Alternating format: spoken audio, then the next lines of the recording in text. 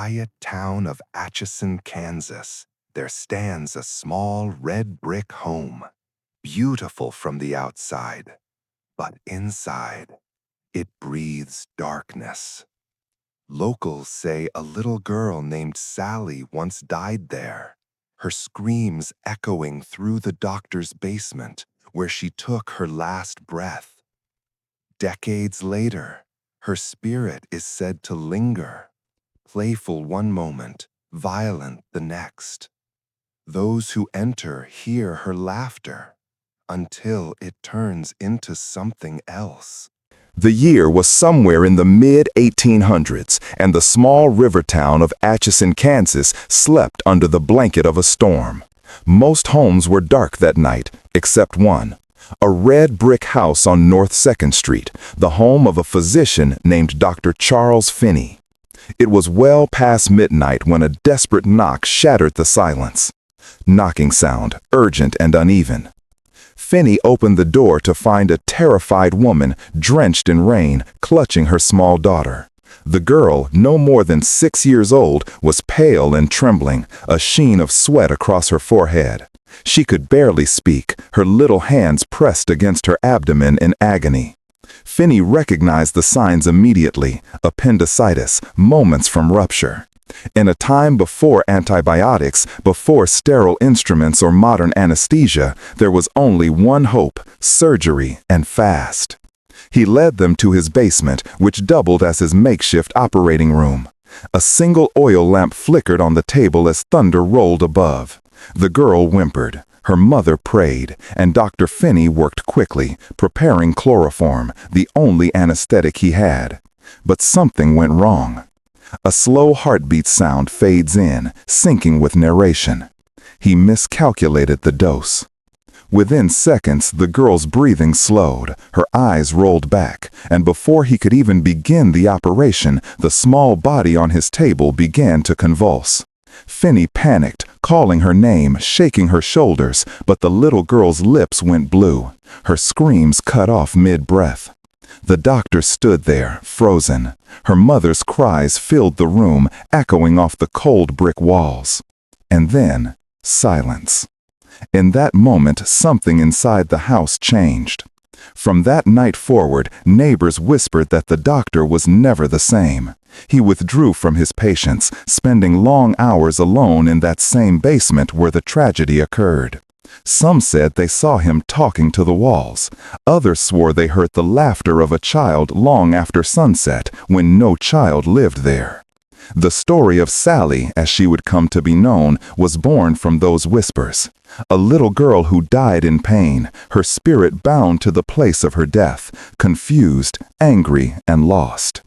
But as time went on, details began to blur. There was no death certificate, no record of a young girl named Sallie. And while Dr. Charles Finney truly existed and did live in the home during that period, no official documents confirmed that he ever operated on a child who died there. So, what really happened? Historians now believe that the story of the operation might have been a fabrication, perhaps a distorted echo of multiple deaths and illnesses that occurred in that house over decades. But if that's the case, where did all the strange phenomena come from? Because long after Dr. Finney's death, the stories didn't stop. Tenants came and went. Some claimed to see a girl in white peering from the upstairs window, waving to passersby. Others described the sound of footsteps on empty stairs, or the scent of burning candles in rooms left dark for years. One visitor even swore they saw a face, a little girl's face, staring out from that upper window, even though the house had been abandoned for decades. Brief silence, then the sound of faint giggling. Atchison locals began to call it the Sallie House. Parents warned their children not to play near it, and yet, for ghost hunters, skeptics, and thrill seekers, the house became a quiet beacon, a place where the boundary between the living and the dead seemed paper-thin. Even the city archives hold letters and reports, odd temperature readings, inexplicable fires, electrical surges, voices caught on tape, all connected to that same address, 508 North 2nd Street. Whatever was left behind after that night in Dr. Finney's basement didn't rest. Some believe it was Sallie herself, a frightened child reliving her pain again and again, desperate for someone to hear her. Others insist it wasn't Sallie at all, that something darker had taken her form, using her innocence to lure in the living.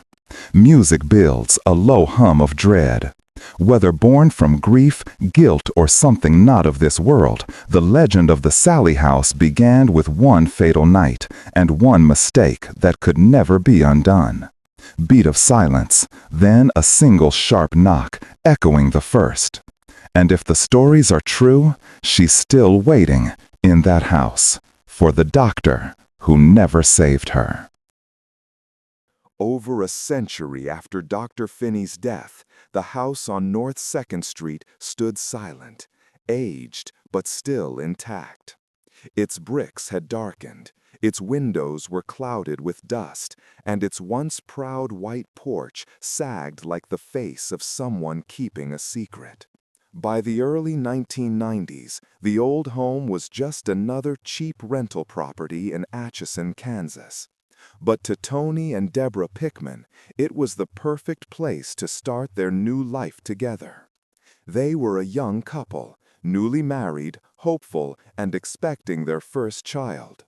When Deborah first saw the house, she thought it had charm. The layout was cozy, the neighborhood quiet, and the price surprisingly low. There were rumors, of course. Locals warned her about strange occurrences, but she laughed it off. Ghost stories, she said. Every small town has one. So, in 1992, they moved in. Door creaks open, the sound of boxes being set down, a dog barking softly. For the first few weeks, everything seemed normal. The couple decorated, unpacked baby clothes, and painted the nursery a warm pastel blue. Tony worked long hours, while Deborah stayed home preparing for their child's arrival. But small things, tiny, almost forgettable moments, began to unsettle them. One night, as they watched television, the lights dimmed for just a second, then again. Tony blamed the wiring. Old house, old circuits. But when he looked up, he noticed the chains on the ceiling fan spinning, even though the fan itself wasn't running. The air felt charged, as if a storm was brewing inside their living room. It happened again the next night, the same flicker, the same metallic jingling sound. Sometimes the fan cords would swing like invisible fingers were tugging them. When Tony reached up to stop them, they froze mid-sway, as if something were watching him do it. He laughed it off, told Deborah it was just air pressure, maybe a draft. They both wanted to believe that. But then came the nursery disturbances. Their baby boy had been born healthy, perfect really, but he refused to sleep in that room. Every night they'd lay him down, and within minutes he'd wake up crying. Not fussing, not whining, but screaming, inconsolable. Deborah's sister came to visit one weekend to help. She decided to take the baby downstairs to the living room, thinking maybe the nursery air was too dry or the temperature was off. The baby slept peacefully all night. When she carried him back upstairs the next morning, he immediately started crying again. Deborah brushed it off, thinking new mothers worry too much, but the pattern continued, night after night. The baby only slept when he was away from the nursery. Then, one evening, Tony walked past the nursery and noticed something strange. The light was on, even though they had just come home and left it off earlier. He stepped closer. In the center of the floor were 3 of the baby's stuffed animals, arranged upright, perfectly spaced in a small circle, as though someone had placed them there deliberately. He asked Deborah if she'd been in the room. She hadn't. Her sister hadn't either. Tony picked the toys up, placed them back on the shelf, and switched the light off. But as he and Deborah walked down the stairs, they heard a click, the light turning back on. When they went back up, the toys were on the floor again. That was the first moment Deborah admitted to herself that something might be wrong. That night, they slept with the nursery door closed, their baby in a bassinet beside their bed, and the family dog, a loyal shepherd mix, lying in front of the door like a sentry. The dog growled all night, staring at the hallway. Over the next few days, activity escalated. They heard footsteps on the stairs when no one was there. Light, quick, like a child running up and down. Tony assumed it was their cats, until one night he got up to check. He waited by the stairs in the dark, listening. The sound came again, rapid, playful steps moving toward him. Then, suddenly, a cold rush of air blew straight through his body, followed by the faint laughter of a child. Tony froze. Every hair on his arm stood on end. He never told Deborah that detail at first, not wanting to scare her. But in the following weeks, it became impossible to hide. Family photos that once hung neatly on the stairway began to shift. One morning, Deborah found them flipped upside down, their frames cracked. Another day, she noticed a candle melted completely. The wax pooled across the table, the wick untouched. Embedded in the wax was a tiny handprint, too small to belong to any adult, too clear to be a mistake. The house began to change its rhythm. Objects would move, lights would flicker, toys would roll across the floor by themselves. Still, Deborah didn't feel afraid. In fact, she felt something tender, as if the presence in the house wasn't trying to harm them, but communicate. Tony, on the other hand, felt nothing but dread. He started seeing shadows darting across doorways. Once, during a nap, he suddenly sat up, eyes wide, and whispered, "He's mine," before lying back down, as if someone else had spoken through him. Deborah tried to laugh it off, but the words haunted her. Then came the fires. They started small, a candle here, a patch of scorched carpet there. One night, during a family gathering, someone screamed from the hallway. A doll was on fire, its head blackened, plastic bubbling. But the strangest part was that the flames hadn't spread.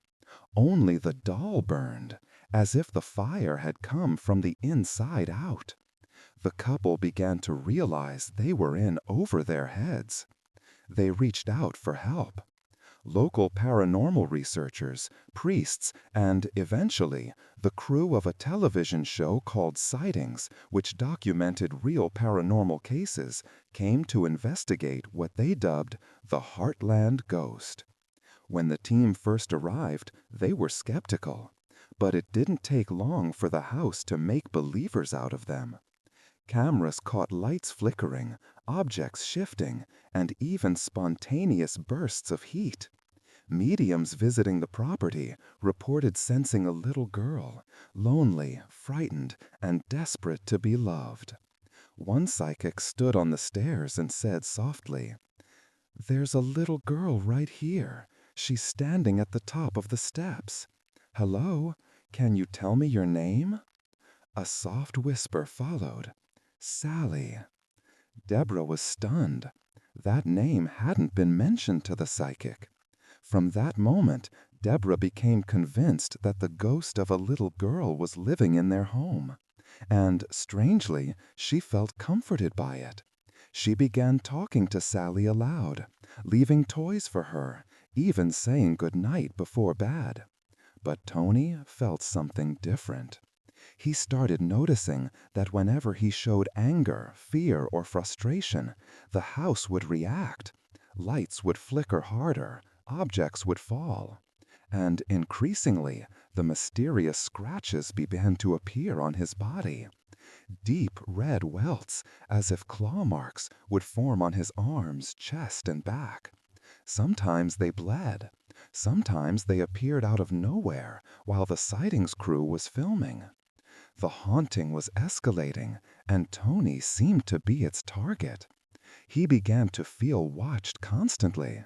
Sometimes, while working late at night, he'd catch a glimpse of movement in the reflection of the glass cabinet. A small girl in a white dress, watching him silently from the doorway. When he turned, she'd be gone. As months passed, the Pickmans' once happy home began to feel like a trap. Sleep was rare, arguments frequent. The walls creaked with unseen weight. The dog barked at corners. And yet, through it all, Deborah clung to the belief that Sallie was harmless, a lonely child reaching out for attention. But Tony knew better. He felt her presence grow stronger, darker, like something was feeding off their fear. Every time he left the house, the air felt lighter, his thoughts clearer. But the moment he stepped back inside, a cold heaviness pressed down on him, whispering thoughts that weren't his own. And in the stillness of the night, he would sometimes wake to hear tiny footsteps moving just beyond the bedroom door, and the faint, sing-song voice of a little girl humming in the dark. They had wanted a family home. Instead, they had invited something else, something ancient, hungry, and patient, back into the world. By the spring of 1993, the Pickman family's once hopeful home had turned into a cage of whispers, shadows, and pain. The haunting that began with flickering lights and moving toys had grown into something darker, intelligent, volatile, and predatory. At first, it seemed to target only Tony. Every morning, new scratches appeared on his chest and arms, long, parallel lines as if left by fingernails. They burned like acid and sometimes drew blood. Deborah began documenting them with photographs. When the sightings crew visited again, they watched in real time as the red marks formed on Tony's stomach, no one touching him, no visible cause. The room temperature dropped suddenly, from 72 degrees to 48 as he doubled over in pain. Heartbeat sound, breathing accelerates. He described it as being punched from the inside, like something small and furious clawed its way beneath his skin. Deborah, terrified, begged him. By the spring of 1993, the Pickman family's once hopeful home had turned into a cage of whispers, shadows, and pain. The haunting that began with flickering lights and moving toys had grown into something darker, intelligent, volatile, and predatory. At first, it seemed to target only Tony. Every morning, new scratches appeared on his chest and arms, long, parallel lines as if left by fingernails. They burned like acid and sometimes drew blood. Deborah began documenting them with photographs. When the sightings crew visited again, they watched in real time as the red marks formed on Tony's stomach, no one touching him, no visible cause. The room temperature dropped suddenly from 72 degrees to 48 as he doubled over in pain. Heartbeat sound, breathing accelerates. He described it as being punched from the inside, like something small and furious clawed its way beneath his skin. Deborah, terrified, begged him to leave the house, but Tony refused. He said if he left, it might follow them, or worse, turn its anger toward their baby. So they stayed, and the house grew darker. Tony began keeping a journal of the attacks, trying to understand a pattern. He noticed that they came most often after arguments or stress. Whenever he felt anger toward Deborah, he'd feel that same cold rush of air, and moments later, the burning would begin. He started to believe the entity could read his emotions or even feed on them. One night, he woke to the sound of footsteps circling the bed. He reached for the lamp. It wouldn't turn on. When Deborah stirred beside him, he whispered, "Don't move." A moment later, tiny fingers touched his ankle. He kicked instinctively. Nothing was there.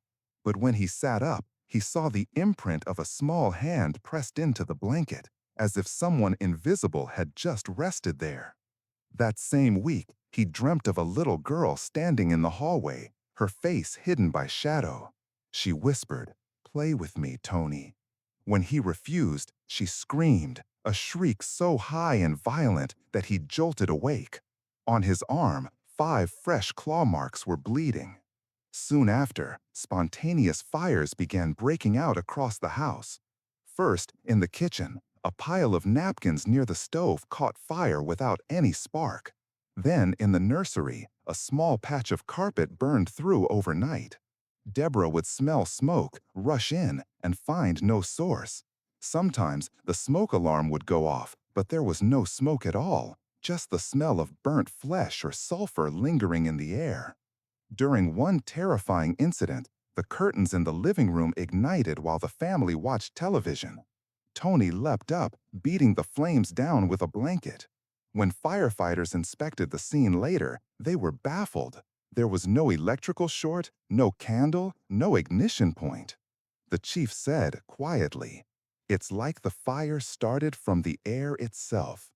After that night, Tony began keeping a fire extinguisher in every room. But there was no extinguisher for what the house was doing to his mind. Tony began seeing the girl more clearly now. At first, she appeared only in the corner of his vision, a flash of white fabric, a small form darting around corners. But one night, while walking past the nursery, he froze. Inside, illuminated by the dim glow of the baby monitor light, stood a little girl, no older than 6. Her brown hair was curled, her dress white with lace. She was staring directly at him. Tony whispered, "Sallie?" The girl tilted her head. Then her face twisted into something monstrous. Her eyes went black. Her mouth opened unnaturally wide, revealing rows of teeth like broken glass. She lunged. Tony stumbled back, slamming the door shut. When he opened it again a second later, the room was empty. Deborah found him trembling in the hallway, his shirt torn and his chest bleeding. He didn't speak for hours. After that night, he refused to go upstairs alone. Sleep deprivation set in. Tony stopped eating, stopped smiling. He kept the lights on constantly, pacing from room to room like a man guarding a prison. Deborah tried to comfort him, but she too began to feel the presence closing in. Doors would slam on their own. The baby monitor would pick up unexplained voices, soft, giggling whispers, followed by guttural growls. Sometimes, Deborah would walk into the nursery and feel a sudden pressure on her chest, like invisible hands pushing her back out. They called a priest to bless the home. He sprinkled holy water in each room, reciting Latin prayers. For a moment, the air felt lighter, but just as he reached the nursery, the temperature plummeted. The cross in his hand snapped in half. He left immediately and never returned. Deborah wept that night. Tony began hearing voices, not faint whispers anymore, but direct, clear sentences spoken in the dark. "She doesn't love you. You can't protect them. I'm already inside." He started having blackouts, moments where he'd lose time, only to wake up standing in another room with no memory of how he got there. One night, Deborah found him standing over the baby's crib, motionless, whispering to someone unseen. When she touched his arm, he turned slowly, eyes vacant, expression blank, and said, "She wants him." Then he collapsed. By mid-1993, investigators returned for a final series of tests. They brought thermal cameras, EMF detectors, and motion sensors. Almost immediately, the equipment malfunctioned. Batteries drained in seconds, readings spiked off the charts. On thermal footage, the team captured a cold mass moving across the room, roughly the shape of a small child, though its proportions were warped and shifting. When the figure passed near Tony, his back arched in pain. The thermal camera showed 3 streaks of heat cutting across his skin, the same pattern as his claw marks. But the strangest footage came from the stairwell. At 3:17 a.m., one of the cameras recorded a shadow figure crawling up the stairs on all fours, fast, unnatural, like a spider.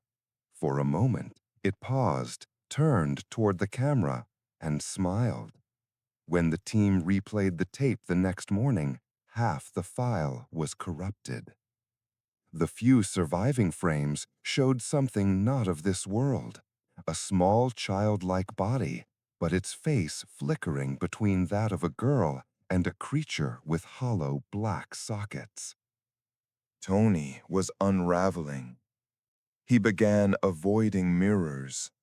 He said every time he looked into one, he'd see someone standing behind him, a child's silhouette that moved when he did not. He covered the mirrors with sheets, taped over the reflective surfaces of picture frames, even blacked out the television screen when it was off. But the reflection found new ways to appear, in window glass, in the baby's eyes, in the metal of a spoon. And always that same phrase whispered in his ear, "She wants you to stay." Deborah's friends urged her to leave. One even came over to help pack. But the moment she entered the house, she complained of dizziness, then fainted, her skin clammy, her pulse racing. She later said she'd seen a little girl standing in the corner, smiling, holding a burning doll. The final escalation came on a night of violent thunderstorms. Rain battered the windows, thunder rolled over Atchison, and inside the house, all lights flickered at once. Tony was in the nursery, rocking the baby to sleep, when the door slammed shut behind him. Deborah heard his scream, a raw animal sound. When she reached the door, it wouldn't open. The baby monitor crackled with static. Then a voice, faint but distinct, said, "He's mine." When she finally broke through, Tony was on the floor, convulsing, eyes rolled back, foam at his mouth. Across his chest were dozens of claw marks, bleeding in perfect symmetry. He gasped for air and whispered, "She tried to come inside me." After that, he refused to enter the nursery again. They moved the crib downstairs, but the activity followed. Lights exploding, cold spots appearing around Tony wherever he stood. One night, as Deborah prayed aloud, Tony suddenly screamed, his back arched, his voice changed. In a child's tone, not his own, he said, "Mommy, don't make me burn." Then silence. When he came to, he had no memory of it. The Pickmans realized they couldn't live there anymore. They left most of their belongings behind, toys, clothes, furniture, all of it tainted by what had happened.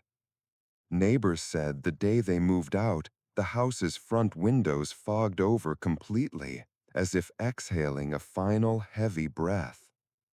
When investigators later reviewed all recordings, they found one final clip, a faint whisper captured on a static camera in the nursery. It said, "Don't leave me." Then, a child's sob. By the time the Pickmans were gone, the house had claimed its reputation, not just as haunted, but as alive. A place where pain echoes forever, where love turns into bait, and where the spirit of a child or something pretending to be one, waits patiently for the next family to walk through the door. After months of escalating terror, the Pickmans and investigators began piecing together the history of the house, its past, its occupants, and the source of the phenomena.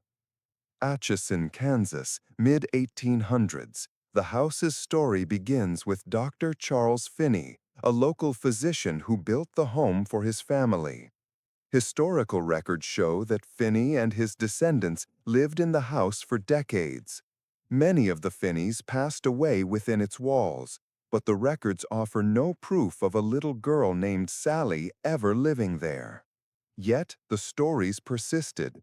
Neighbors spoke of a young girl seen running through the rooms at night, her laughter echoing through the empty halls. Could these be manifestations of residual trauma, echoes of a long-forgotten tragedy? Or was something far darker at work? Door creaks, wind howls, whispered voice, Sallie. When paranormal teams arrived, including the crew from the television series Sightings, they immediately noticed the house's unnatural energy. Equipment malfunctioned, cameras froze, and EMF detectors spiked without explanation. Psychics and mediums were brought in, hoping to identify the entity responsible. The first psychic, a medium specializing in child spirits, described a small girl, around 6 years old. She is here. She's lonely. She wants to be part of the family. She wants to protect the baby. Deborah felt comforted by this. She began speaking to the girl, leaving toys and small gifts, feeling a strange maternal connection. Tony, however, remained unsettled. The psychic warned him. Her intentions aren't purely innocent. There is possessiveness, anger.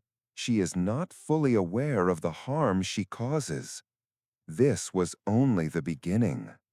Investigators documented numerous incidents, each more terrifying than the last. Scratches and welts appeared on Tony's body without warning. Cameras captured marks forming on his skin in real time. In one instance, the initials MC were scratched onto his torso, coincidentally, the same as Michael C. Finney, the builder of the house. Fires continued to erupt spontaneously, often targeting only specific objects, a single doll, a candle, or a picture frame. Thermal imaging revealed bursts of heat emanating from nowhere, as if the fire originated from an invisible source. Apparitions were observed repeatedly. One night, Tony saw a little girl in a white dress, but her form changed before his eyes, morphing into a grotesque creature, crawling on all fours, worms hanging from decayed flesh. Other times, he saw his wife's face in the apparition, but wearing the old attire of a housemaid from the 1800s. These encounters suggested shape-shifting abilities, a ghost capable of assuming the appearance of loved ones to manipulate and terrify the living. Deborah herself began noticing unusual behavior. Lights would dim as she passed, toys would shift positions, and objects fell around her without explanation. But unlike Tony, she did not experience the violent attacks. It seemed the entity targeted him specifically, his anger, his fears, his protective instincts, using them as a conduit to manifest physical harm. Investigators were drawn to the basement, the oldest part of the house, where Dr. Finney's operating room once stood. A small section of brick had been removed, revealing a dark hole leading to a confined crawl space. Tony claimed he felt an instinctive terror whenever near it and refused to enter. Later, the house was occupied briefly by another tenant, a solitary woman using the property for her own ritualistic purposes. She painted a pentagram in the basement and left strange markings and names on the walls. Paranormal researchers later noted that these disturbances seemed to amplify the activity, making the entity's presence even more volatile.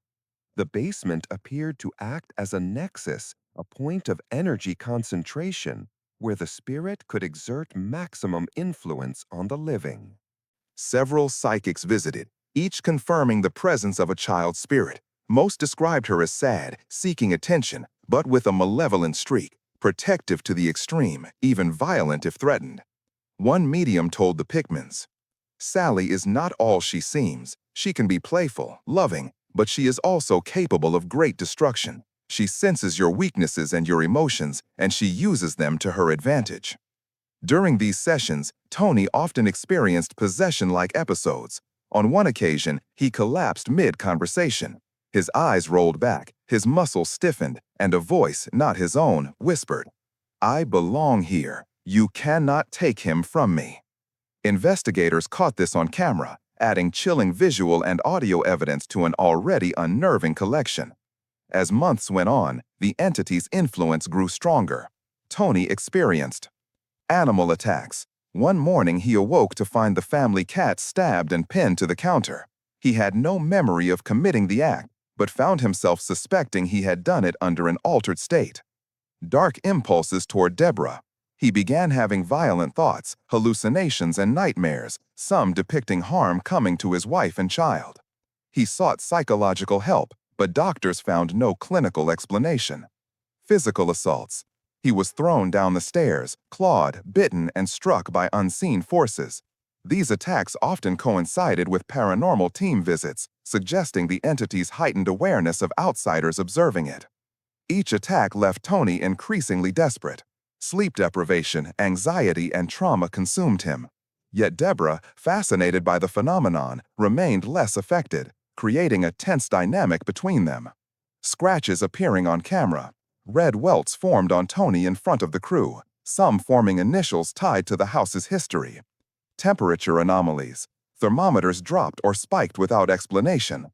Apparitions on video. A small child, sometimes morphing into grotesque forms, sometimes appearing in thermal cameras as nothing but a cold void. Tony even drew sketches of the child, which previous occupants recognized as Sallie, their own imaginary childhood friend. This suggested the entity could take on familiar forms, a manipulative tactic to lower defenses. The evidence made the paranormal team both fascinated and uneasy. Even skeptics among them admitted there was something intelligent and malevolent within the house. Living in the house took a profound toll on both Tony and Deborah. Tony described, "It's like the house gets inside your head. It feeds on what you fear, what you love, and twists it into terror. You can't rest. You can't trust yourself. I didn't recognize the man I became in that house." Deborah, while emotionally resilient, began feeling guilt and fear. She would sometimes converse with Sallie, trying to soothe her, even as Tony recoiled. The psychological warfare seemed calculated. Sallie would whisper in the dark, move objects subtly to unnerve, appear as children or loved ones to manipulate emotions. This created a constant state of hypervigilance, an exhausting, oppressive atmosphere where reality and nightmare blurred. Piecing together historical accounts, psychic testimonies, and eyewitness experiences, a chilling picture emerged. Sallie was likely a residual spirit, possibly tied to tragedy in the house, but over time she had developed intelligence and agency. Her behavior suggested emotional mimicry, adopting familiar forms to manipulate and control. She exhibited violent tendencies selectively, directing harm toward those with strong emotional responses, Tony in particular. Some researchers speculated she might be more than a ghost. The combination of physical attacks, shape-shifting, and fire manipulation hinted at a demonic or malevolent spiritual force masquerading as a child. This duality, appearing innocent yet capable of extreme destruction, explained the contradictory experiences of Deborah and Tony. One felt comforted, the other threatened. As the investigation concluded, psychics and paranormal experts agreed on one point. The house is not just haunted, it is alive. It responds to you. It can mimic, manipulate, and harm. Sallie is a danger to anyone who enters unprepared. Tony and Deborah eventually realized that staying would only escalate the entity's power. They documented as much as they could, but ultimately leaving was their only chance for safety. Even so, the house retained a pull, a magnetic force drawing people back. Visitors would feel compelled to return despite witnessing the horrors firsthand. Deborah admitted years later, "There was something in that house calling to us, always. You couldn't explain it, you couldn't fight it. All you could do was survive." The dark truth of the Sallie House was clear: a place of tragedy, malevolence, and persistent, intelligent haunting. Evidence, psychics, and eyewitness accounts all aligned to show something far beyond ordinary haunting: a spirit or force that could manipulate the living, warp reality, and leave indelible scars on body and mind. And yet, for all the horror, some part of it remained tragically human: a childlike presence seeking love, attention, and recognition, but blind to the destruction it wrought. The Pickmans had survived, barely, but the house's story was far from over. After months of terror, Tony and Deborah Pickman finally moved out of the Sallie House. The couple left most of their belongings behind: toys, furniture, even sentimental items, anything that had become touched by the house's presence. But leaving did not erase the experience. Deborah admitted that even years later, she could feel Sally's gaze in photographs or remember the faint whispers that would sometimes echo in her mind. Tony, haunted most by the scratches, burns, and violent impulses he experienced, carried the trauma in every waking moment. He admitted that for months afterward, he had to check himself constantly, fearing he might unconsciously act on the dark urges that had plagued him in that home. Visitors to the house after the Pickmans' departure reported that strange phenomena continued. Lights would flicker, shadows moved in corners, and sudden cold spots appeared, particularly near the basement, the former operating room of Dr. Finney, where the entity's energy seemed most concentrated. One neighbor, visiting casually, claimed she heard childlike laughter inside, even though the house had been empty for weeks. Another reported a doll moving on its own in a vacant room. The legacy of terror, it seemed, lingered long after the Pickmans left. "Don't leave me." Even today, the Sallie House remains a focal point for paranormal researchers and ghost hunters. Cameras, EVP devices, and motion sensors frequently record unexplained phenomena: faint voices, moving shadows, and cold, dense pockets of air. Every investigation seems to reinforce the same unsettling conclusion: the house is alive, responding to emotions, manipulating perceptions, and capable of violence. Deborah recalls that after leaving, she often felt a compulsion to return, not for curiosity, but as if something was still calling her back. Visitors described the same magnetic pull, an almost irresistible urge to enter, despite knowing the danger. The house has become a legend in Atchison, Kansas, a cautionary tale for anyone drawn to the paranormal. It is described not only as haunted, but possessive, with a spirit, Sallie, that appears innocent at first, but harbors intelligence, intent, and danger. In many ways, the story of the Sallie House remains unfinished. Psychics, investigators, and witnesses continue to report new occurrences, yet no one has been able to fully explain the nature of the entity. Was Sallie truly a lost child's spirit seeking attention? Or something more sinister, a force exploiting grief, curiosity, and fear to trap those who enter? The Pickmans' experience serves as a chilling reminder: some places do not forget, and some spirits or forces never rest. The house sits at 508 North 2nd Street, quiet by day, seemingly ordinary. But those who venture close at night swear they can hear the faint, high-pitched laughter of a child echoing through empty hallways. And sometimes, just sometimes, a shadow passes behind a curtain, or a doll tilts its head as if aware you are watching. Pause, silence, then a faint whisper. Don't leave me. The story of the Sallie House is not over. No one can say when or where Sallie might appear next, or who will experience her presence.